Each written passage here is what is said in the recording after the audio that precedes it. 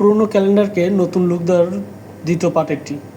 তো ওইখানে আমি হচ্ছে নাইট ভিউ আর্ট করছি।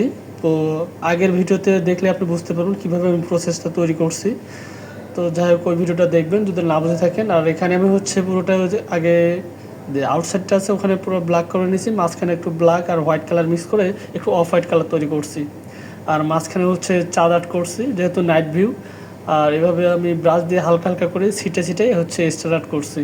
আপনাদের কাছে যদি শক্ত কোনো ব্রাশ থাকে বা হচ্ছে শক্ত তুলি থাকে সেটা দিয়ে করলে আপনার অনেক ভালো হবে, যেহেতু আমি এখানে হচ্ছে হালকা তুলে দিয়ে করছি যার জন্য আমার তেমন সুন্দর হয়নি। তো এখানে আমি হচ্ছে একটা বসার জন্য ব্রেঞ্চ আর্ট করছি পুরো ব্ল্যাক কালার, যেহেতু নাইট ভিউ এখানে শুধু আমি দুইটা কালার দিয়ে ইউজ করছি, সব ব্ল্যাক এবং হোয়াইট কালার দিয়ে।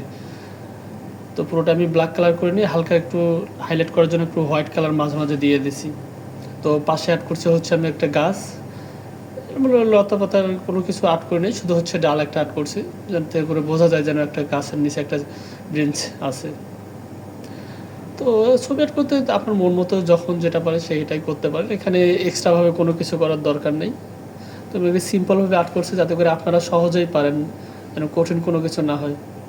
পরবর্তী ভিডিওতে কীরকম আর্ট করলে আপনাদের কাছে ভালো লাগবে তো অবশ্যই কমেন্ট করে জানাবেন, তাতে আমি ওই অনুযায়ী আর্ট করব। তো আমার কাছে হচ্ছে এটা ভালো লাগছিলো বিধায় আমি এখানে নাইট ভিউ আর্ট করছি। তো কেমন হয়েছে আপনারা অবশ্যই কিন্তু কমেন্ট করে জানাবেন, এবং পরবর্তী ভিডিও যদি দেখতে চান তাহলে অবশ্যই ফলো দিয়ে রাখুন, তাহলে আমি পরবর্তী ভিডিও আপনাদের কাছে দ্রুত নিয়ে আসবো। আল্লাহ হাফেজ।